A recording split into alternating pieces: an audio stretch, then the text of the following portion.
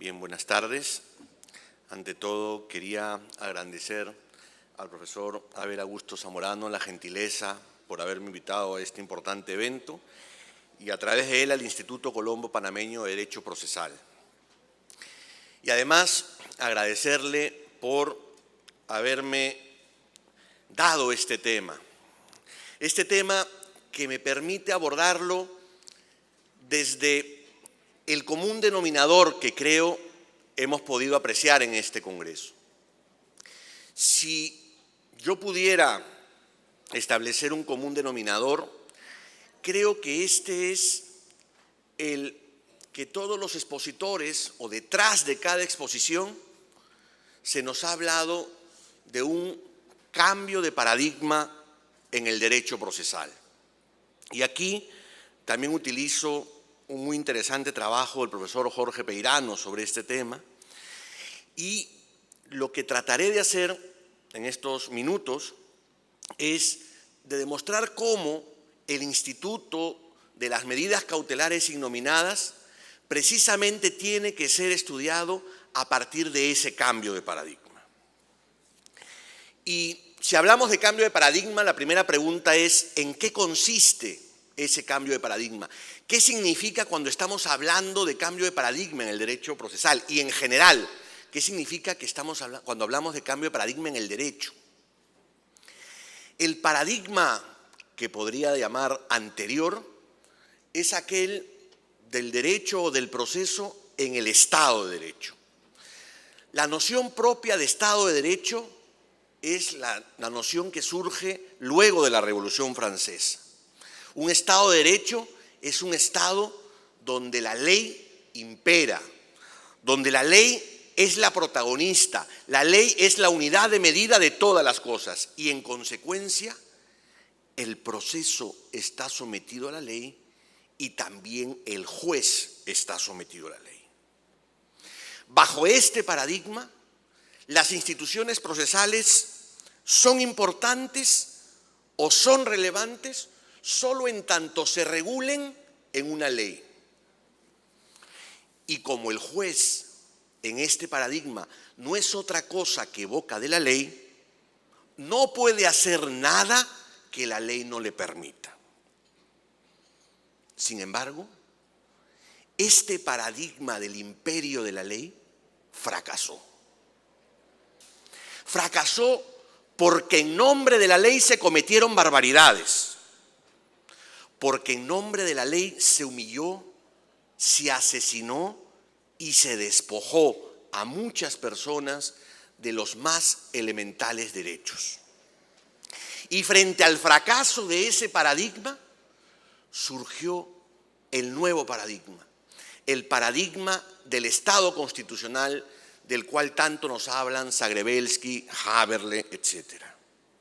Y este paradigma nos llama la atención porque nos dice hay algo mucho más importante que la ley, hay algo que está por encima y sobre la ley, que son los principios y los valores constitucionales a los cuales toda sociedad se debe y que son además las razones por las cuales la sociedad y cada uno de los sujetos que la conforman han confiado en el Estado su poder. En el paradigma del Estado constitucional, la ley no lo puede todo. Son más bien los principios y valores constitucionales los que no solamente le ponen límite al poder, sino que le reclaman al poder que realice todos esos valores a pesar de que el legislador se haya olvidado de ellos. Entonces, y esta es solo la introducción de mi intervención, basta de hablar de la ley y de preguntarnos si la ley regula o no regula las instituciones procesales. Y lo que resulta ser trascendente en materia de medidas cautelares innominadas es preguntarnos qué derechos fundamentales, qué principios o valores constitucionales pueden estar detrás de esta institución procesal. Paso al segundo tema. Un Estado constitucional es un Estado en el que todos reconocemos ciertos principios y valores como supremos, como orientadores y límites del ejercicio del poder. Uno de esos principios es el principio de efectividad de la tutela jurisdiccional. Y este principio exige que todos los derechos, todos, no solo los derechos fundamentales, aunque especialmente los derechos fundamentales, tienen que tener una protección jurisdiccional y reclama que esta protección jurisdiccional sea idónea, adecuada y oportuna. Este principio tiene el carácter de esencial en el ordenamiento jurídico porque de él depende la vigencia de todos los demás derechos en el ordenamiento. Insisto, los derechos fundamentales y los legales. De modo que si no reconocemos como un principio fundamental de nuestro ordenamiento el principio de efectividad de la protección jurisdiccional, corremos el riesgo de que ningún otro derecho, ni el crédito, ni la propiedad, ni la vida, ni la libertad, tengan vigencia o efectividad en nuestro ordenamiento y, por lo tanto, en nuestra sociedad y en nuestras vidas. La efectividad de la tutela jurisdiccional es tan importante que el profesor Andrea Proto Pisani ha sostenido que una tutela jurisdiccional que no es efectiva no puede ser siquiera llamada tutela. Y este principio se encuentra, en mi humilde opinión, reconocido expresamente en la Constitución panameña en su artículo 17, cuando señala que las autoridades de la República deben asegurar la efectividad de los derechos y libertades de los ciudadanos. Bien, hemos dicho que para que la tutela jurisdiccional sea efectiva, uno de sus componentes esenciales es la oportunidad. La oportunidad de la tutela jurisdiccional supone que o mejor dicho, que la protección que el proceso da a los derechos debe llegar como si esta protección se hubiera dado inmediatamente, sabiendo, claro está, que el proceso tiene un problema que está en su propia naturaleza. Precisamente aquello que distingue al proceso, que es el tiempo, es el principal problema que tiene el proceso.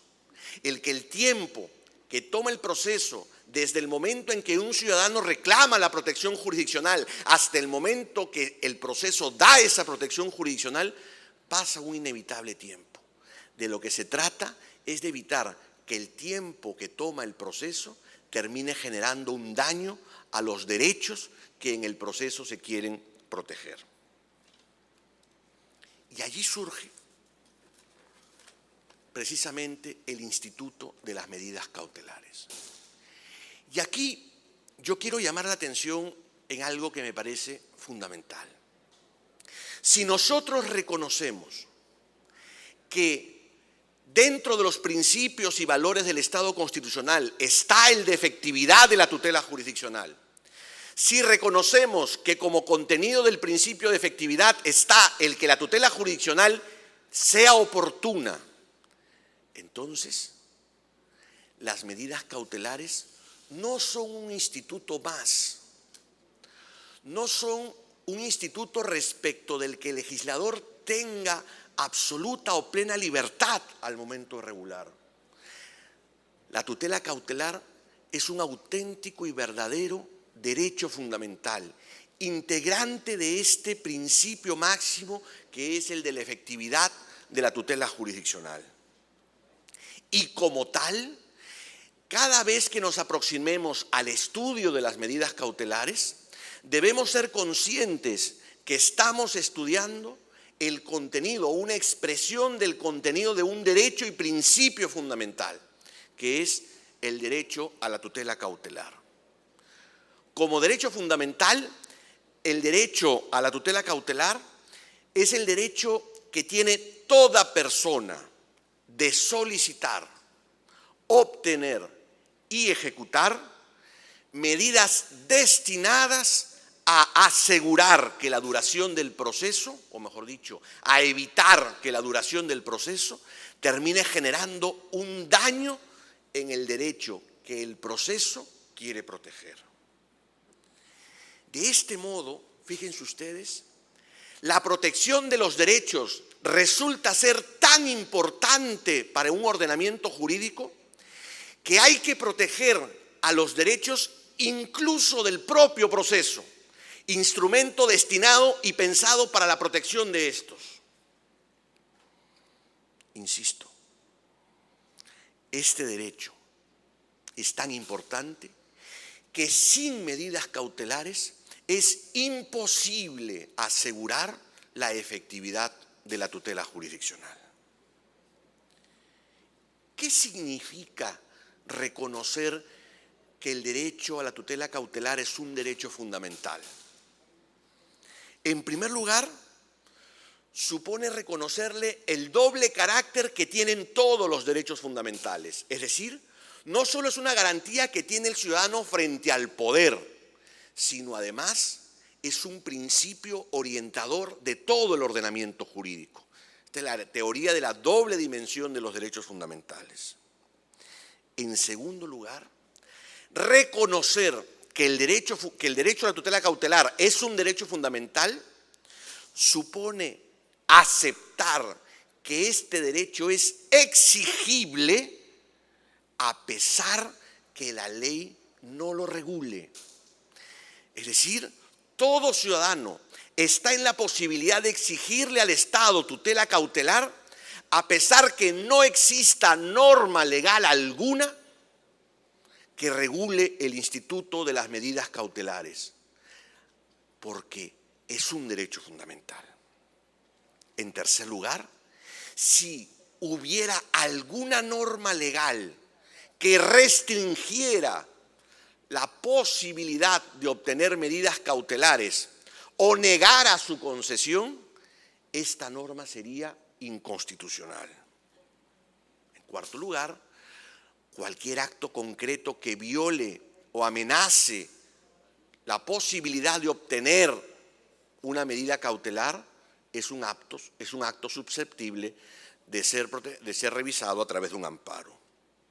Y finalmente, aceptar que la tutela cautelar es un derecho fundamental supone también que cualquier norma que regule el instituto de las medidas cautelares debe ser interpretada en el sentido más favorable a la tutela cautelar.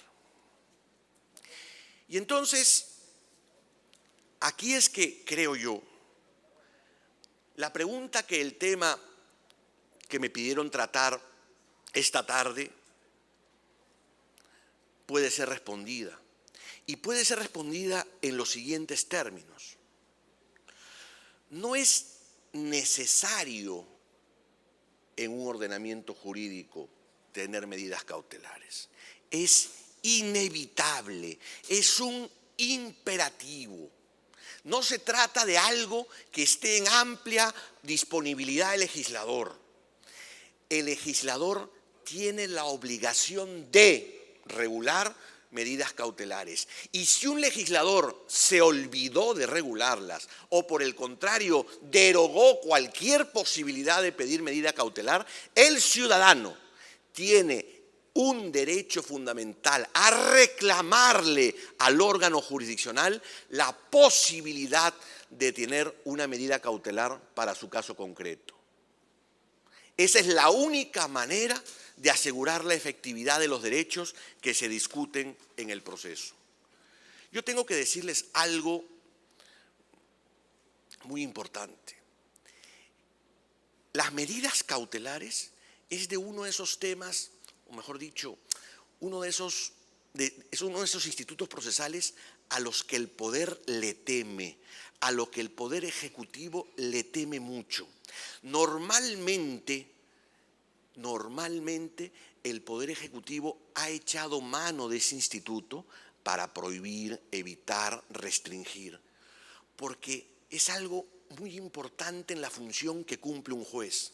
Si nosotros, en el paradigma del Estado constitucional, reclamamos y reivindicamos la labor del juez como tutelar para todos los derechos, no podemos sino reconocer que la tutela cautelar es un instituto que va de la mano con esta idea de protección de todos los derechos en el Estado constitucional. Esto ha llevado a que exista un maravilloso libro de un profesor español, Eduardo García Enterría, que tiene un título que a mí me parece un extraordinario título. Y yo, solamente para respetar los derechos de autor, no he llamado a esta conferencia de esa manera. Ese libro se llama La batalla por las medidas cautelares. Y creo que refleja auténticamente lo que pasa con ese instituto. Hay que dar una batalla por las medidas cautelares, porque la batalla por las medidas cautelares es la guerra para conseguir la efectividad de todos y cada uno de los derechos. No sé cómo ando en tiempo. Creo que todavía estoy muy sobrado. Perfecto. Quería contar un par de anécdotas, no sé si anécdotas, pero situaciones específicas respecto a este dilema, que no es un dilema actual, por cierto, sobre si el juez debe tener amplia posibilidad de dictar medidas cautelares o es el legislador el que tiene la capacidad para un poco delimitar cuánto poder cautelar le damos al juez. Y estas dos situaciones tienen que ver con una divergencia doctrinal, por un lado, y con un caso concreto, por otro lado. La divergencia cautelar. Los protagonistas, dos grandes procesalistas del siglo XX, Chiovenda y Calamandrei. Todos sabemos que Chiovenda fue el gran procesalista del siglo XX, para algunos el padre del derecho procesal, y también sabemos que el más fiel de sus discípulos fue Calamandrei. En este tema, sin embargo, maestro y discípulo aparentemente discrepan. En su libro Principios de Derecho Procesal Civil, ya Chiovenda hablaba que a su juicio existe un principio implícito en el ordenamiento procesal italiano. Este principio es el principio según el cual el proceso debe estar en capacidad de dar aquello a lo que el demandante tiene derecho. Y él dice, a partir de este principio del derecho procesal, entonces podemos reconocer en el ordenamiento italiano, dice Chiovenda, una acción especial, una acción que Chiovenda denomina acción aseguradora. Y esta acción aseguradora es un poder general para poder obtener medidas cautelares. A pesar, dice Chiovenda, que el legislador no lo haya regulado, como en efecto, para cuando Chiovenda escribe, el legislador italiano no regulaba un poder general de cautela. Años más tarde aparece el magnífico libro de Calamandrei, Introducción al estudio sistemático de las providencias cautelares, libro de obligatoria lectura cada vez que uno tiene que enfrentarse al tema cautelar. Este libro, Calamandrei se lo dedica a mi maestro Giuseppe Chiovenda.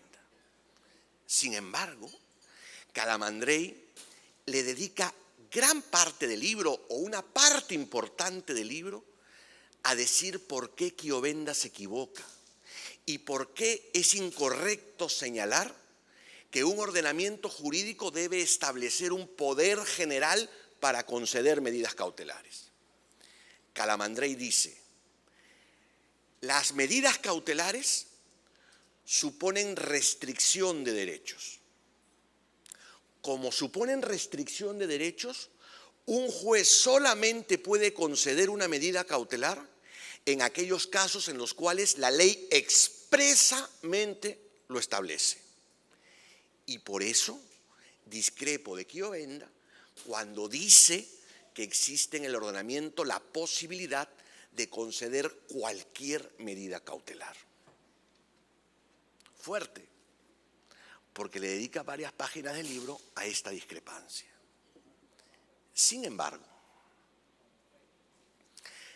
a pesar de que frontalmente Calamandrei dice en defensa de la libertad no pueden haber medidas cautelares generales, en el último párrafo del libro, y es el último párrafo del libro, Calamandrei dice lo siguiente: a pesar de todo lo que he dicho,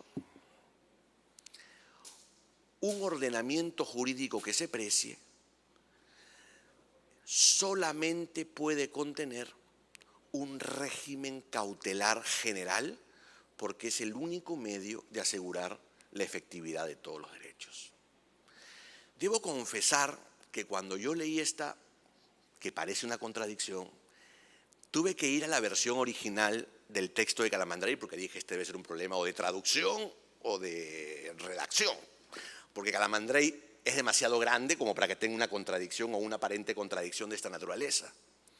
Sin embargo, se mantiene. Y en esta curiosidad advertí que hay varios trabajos sobre esta aparente contradicción de Calamandrei. ¿Qué estaba pasando en Italia en ese momento? Se había presentado el proyecto Carneluti, el proyecto de Código Procesal Civil que contenía el famosísimo artículo 700 del Código Italiano, que regula el poder general de cautela. Y Calamandrei, a decir de todos los que escriben sobre este tema, de ninguna manera iba a negar o no apoyar el proyecto Carneluti que regulaba el poder general cautelar. Este tema entonces es un tema que se presenta como aparentemente novedoso, pero tiene una discusión doctrinal como antecedente. Y ahora traigo un caso. Es un caso que cada vez que se estudia sobre este tema de las medidas cautelares genéricas, innominadas, generales o el poder general de cautela, se menciona. Y aquí recomiendo este libro, La batalla por las medidas cautelares, de García Enterría. Es el famosísimo caso Factortame. Este es un caso que puso a España e Inglaterra en una situación bastante particular, porque en el año 1988, el gobierno inglés dio la Merchant Shipping Act. Y este decreto establecía los siguientes: reservaba para los barcos con bases en puertos británicos que descarguen la pesca preferentemente en puertos británicos y cuyo propietario o explotador sea un ciudadano británico residente en el Reino Unido. Es decir, en palabras sencillas, los británicos tenían preferencia para utilizar los puertos británicos. Habían un grupo de empresarios españoles que eran propietarios de muchas embarcaciones y de muchas empresas que tenían embarcaciones, e iniciaron un proceso en Inglaterra. Y en este proceso solicitaron una medida cautelar. Medida cautelar que de manera general no estaba regulada en las normas inglesas. Sin embargo, en primera instancia se concedió la medida cautelar. La corona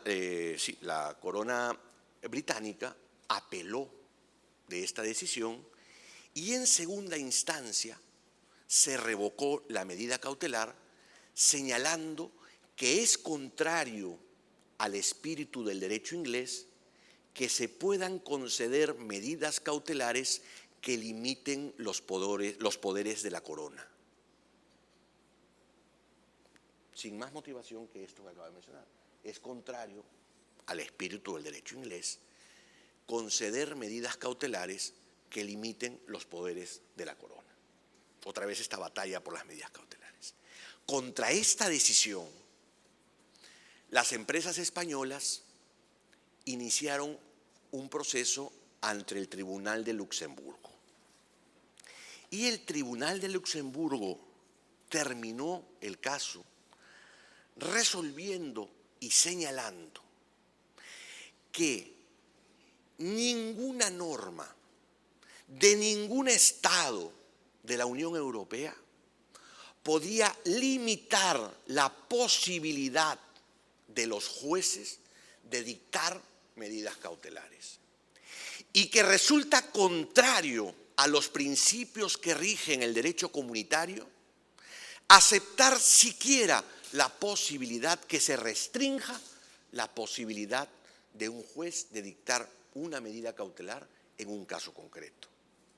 Y agrega el Tribunal de Luxemburgo y dice: todo juez puede inaplicar cualquier norma de su Estado nacional en la que se restrinja o impida la posibilidad de obtener medidas cautelares. Fue un fallo sumamente interesante porque se permitió una especie de control difuso dentro del derecho comunitario, pero además es que a partir de allí, tanto en España como en Italia, se comenzó a hablar de esto sobre lo que me he referido en esta conferencia, este principio esencial en cualquier ordenamiento jurídico de obtener medidas cautelares y considerar a la tutela cautelar como un derecho fundamental. Ya para ir terminando, ante la pregunta: ¿es necesario regular una medida innominada en la legislación procesal civil? Como dije, respondo diciendo: es la única forma de decir que un sistema procesal no solamente está de acuerdo al principio de efectividad de la tutela jurisdiccional, sino que es el único sistema que puede decirse constitucional. Existen, es verdad, y esto la doctrina lo ha señalado reiteradas veces, y acá sigo muy de cerca al profesor Ortells, existen varios sistemas para regular las medidas cautelares. Un sistema es el sistema, digamos, general, donde hay una norma en un código o simple y llanamente no hay ninguna norma, pero la jurisprudencia acepta la posibilidad de obtener cualquier medida cautelar en cualquier caso concreto. Es evidente que hay que respetar los presupuestos para la concesión, sobre eso no me he metido porque no es tema de mi conferencia. Pero la mayoría de regímenes, y estos son los recomendables, dice el profesor Ortells, son los sistemas mixtos. Es decir, los sistemas que tienen un número determinado de medidas cautelares explícitamente reguladas en la norma y la posibilidad de obtener cualquier medida cautelar frente a situaciones en las que estas medidas, que podríamos llamar típicas o nominadas, resulten insuficientes para la protección efectiva de un derecho. Quiero terminar diciendo que este es solo un ejemplo, digo, el de las medidas cautelares, pero dado que es un tema tan controvertido, quizá el más manifiesto, en el que estamos jugando día a día con los principios y valores constitucionales. Si nosotros negamos que un Estado se tiene la posibilidad de obtener una medida cautelar para la protección de un derecho, estamos admitiendo que ese Estado no quiere proteger adecuada y eficazmente los derechos. Muchas gracias.